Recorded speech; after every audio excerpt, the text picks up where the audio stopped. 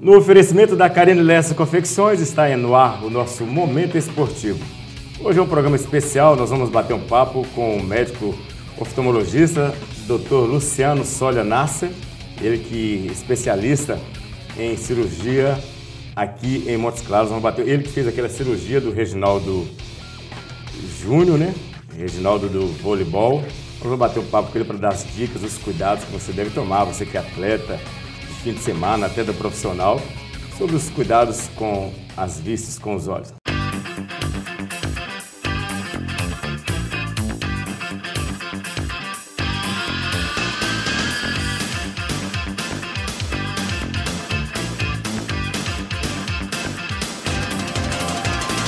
Doutor Luciano Nasser, seja bem-vindo ao nosso Momento Esportivo.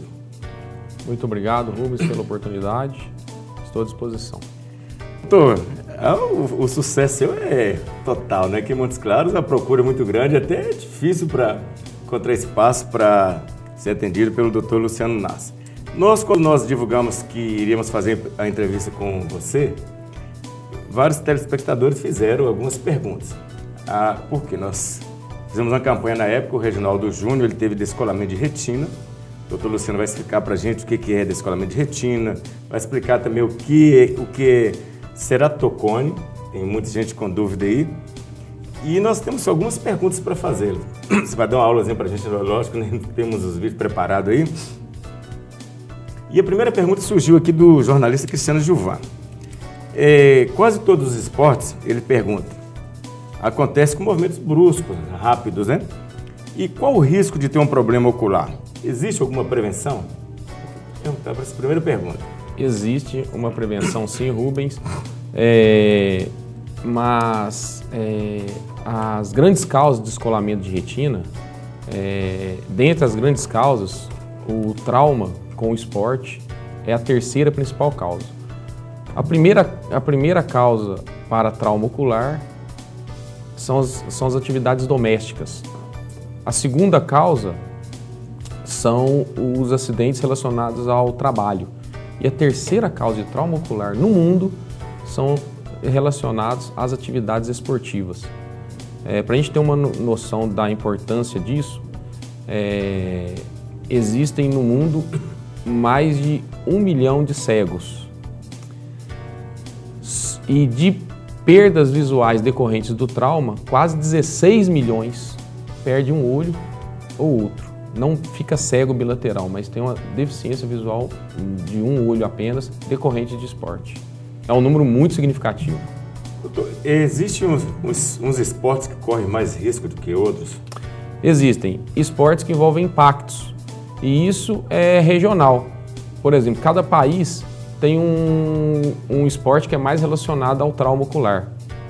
Por exemplo, no Canadá é o beisebol. 33% dos traumas oculares lá são decorrentes ao beisebol. Nos Estados Unidos já é o basquete. No Brasil, 50% dos traumas oculares são decorrentes do futebol, de atividades relacionadas ao futebol. 60% dos traumas oculares no Brasil são devidos à bola. O objeto mais agressivo para o olho é a bola. Então, tem alguns esportes que estão mais relacionados ao trauma ocular. Quando você fala o Brasil, mas é o futebol, será porque no Brasil é o esporte mais praticado? Sem sombra de dúvida. É por isso, né? É por isso. A quantidade de lesões também são maiores. Exatamente. Tem uma outra pergunta, do Cristiano Gilvan também. Muita gente preocupa em aquecer antes de fazer exercício de atividade física e esporte. Quem fica muito tempo exposto ao sol, existe algum risco para os olhos? Ele vai estar mais exposto à radiação ultravioleta, que ela é lesiva ao olho quando em excesso. Então, a prática esportiva em ambiente externo, o esportista tem que tomar os devidos cuidados. O mesmo cuidado que tem que ter com a pele, com o filtro solar, tem que ter com os olhos, usando um óculos escuro para proteção. E o ideal é que não fica muito exposto à radiação ultravioleta, principalmente em Montes Claros, onde nós temos uma incidência solar bastante alta.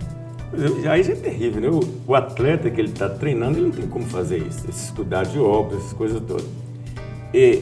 Porque a região, como nós já falamos, predominantemente quente.